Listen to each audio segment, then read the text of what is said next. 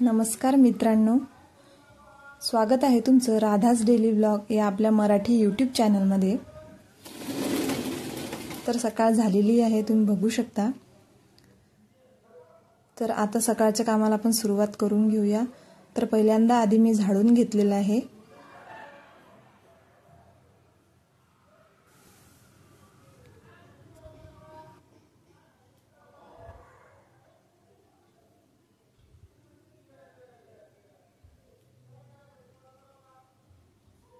झाडून घेतल्यानंतर मग बाकीच्या कामाला सुरुवात करूया। तर आता आपलं झाडून झालेलं आहे, नंतर फ्रेश वगैरे झाले आणि नंतर किचन मध्ये आले। तर पहिल्यांदा चहा ठेवून दिला।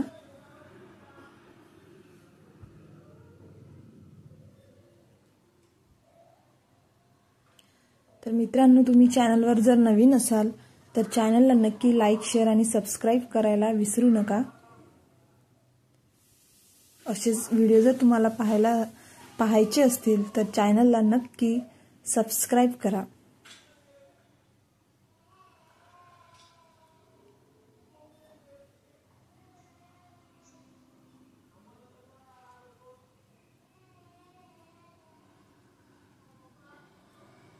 नंतर चहामध्ये मी अद्रक टाकलं। तर चहा आपला ऑलमोस्ट शिजत आलेला आहे। छान मिक्स करून घेऊया चहाला। तर या सर्वजण चहा घ्यायला। चहा घेतल्यानंतर मी आज सुरुवातीला पहिल्यांदा कणिक भिजवून टाकली, कारण की कणिक जर छान मुरली तर पोळ्या छान येतात। त्यामुळे आधी आज कणिक मळून घेते आणि नंतर मग भाजीची तयारी करते। तर कणिक आपली मळून झालेली आहे। कणिक मी जास्त घट्ट पण नाही आणि जास्त पातळ पण नाही अशी भिजवते। तर आज मी भोपळ्याची भाजी करणार आहे। तर त्यासाठी या गावरान शेंगा आम्ही आणलेल्या आहे। तर आज मी शेंगदाणे टाकते, यामधील दाणे काढणार आहे आणि त्याची भाजी करणार आहे। कारण या गावरान शेंगा आहेत तर याची चव खूप छान लागते चवीला।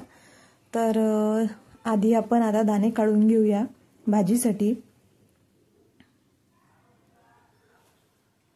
तर आता मी दाणे काढून घेतलेले आहे भाजीसाठी, बघू शकता तुम्ही। तर आता आपण पहिल्यांदा तवा ठेवू आणि त्याच्यावरती दाणे टाकून आधी दाणे भाजून घेऊया।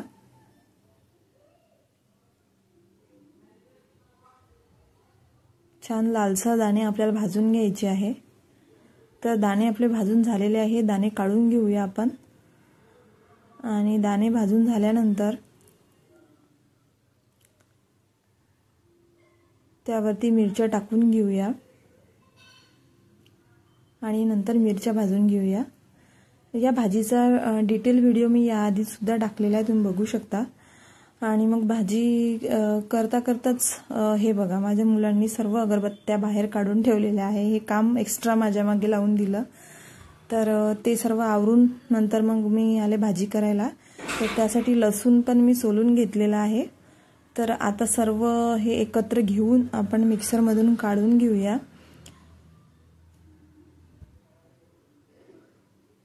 त्यामध्ये मी थोडं जिरं पण टाकत आहे, जिरं टाकले की छान चव येते।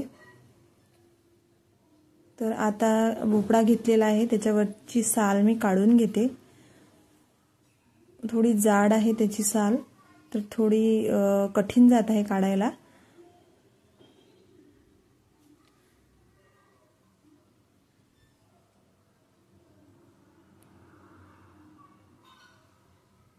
साल काढल्यानंतर भाजी छान शिजते आणि लवकर शिजते। त्यामुळे कधी पण साल काढून घ्यायची वरची आणि नंतर मग मी त्याचे बारीक काप करून घेते।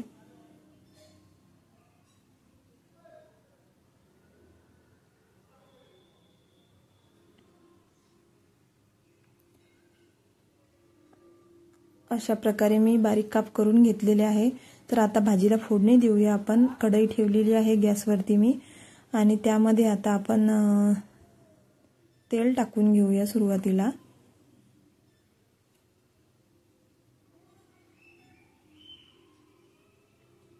तेल मी टाकलेलं आहे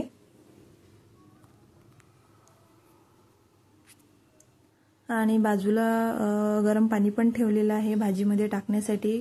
भाजीमध्ये कधीही मी थंड पाणी टाकत नाही, नेहमी गरम पाणीच टाकते। पेस्ट तयार करून ठेवलेली आहे मी भाजीसाठी। तर आता आपलं तेल गरम झालेलं आहे, तर तेलामध्ये आपण मोहरी आणि मोहरीनंतर जिरं टाकून घेऊया।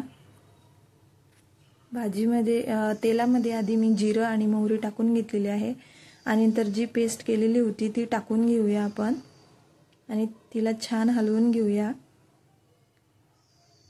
म्हणजे ती खाली चिकटायला नको, त्यामुळे छान हलवत राहायचं त्या पेस्टला चारी बाजूनी असं व्यवस्थित। तर बघू शकता तुम्ही तेल बाहेर सुटत आहे।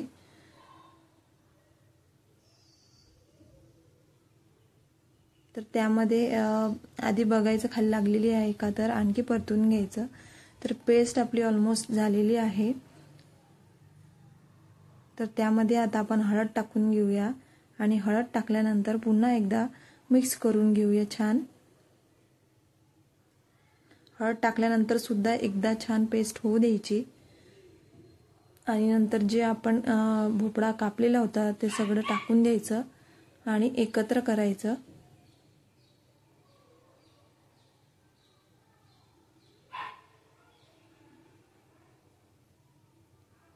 आणि नंतर गरम पाणी जे आपण केलं होतं भाजीसाठी ते भाजीमध्ये टाकून द्यायचं गरम पाणी।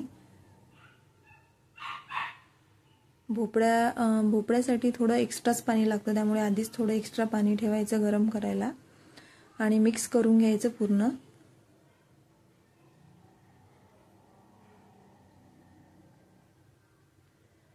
तर आता आपली भाजी झालेली आहे आणि भाजीला छान उकळी पण फुटलेली आहे।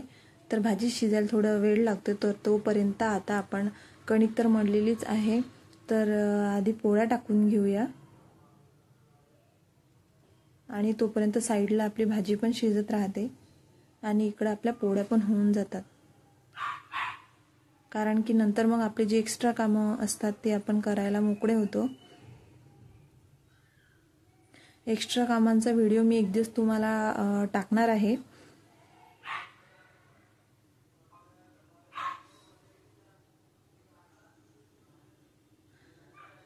दोन्ही साइडनी पोळी झालेली आहे, छान शिजलेली आहे। तर पोळ्या आपल्या झालेल्या आहे, बघू शकता तुम्ही, आणि पण भाजी पण रेडी आहे। तर आता जेवणासोबत तोंडी लावण्यासाठी मी मिरच्या होत्या याने आणलेल्या, तर फिक्या मिरच्या आहेत एकदम, तर त्या भाजून घेते तव्यावरती छान तेल आणि मीठ टाकून। त्या अशा प्रकारे मी कापलेल्या आहे, मधून 2 भाग केलेले आहे एका मिरचीचे। त्यावरती तेल टाकून घेतलं आणि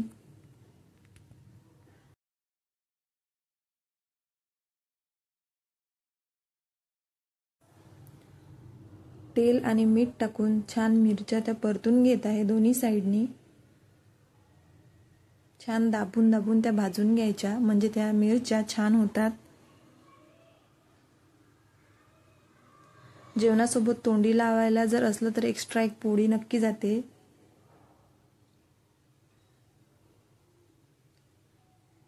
तर आता मिरच्या आपल्या भाजून झालेल्या आहे, तर आता ताट वाढून घेते मिरच्या, पोळी आणि त्यासोबत भाजी आणि त्यासोबत लोणचं। तर मित्रांनो, तुम्हाला असे सिंपल व्हिडिओ जर पाहायचे असतील तर माझ्या चॅनलला नक्की लाईक, शेअर आणि सबस्क्राईब करायला विसरू नका। तर भेटूया आणखी अशाच एका नवीन व्हिडिओमध्ये, तोपर्यंत धन्यवाद।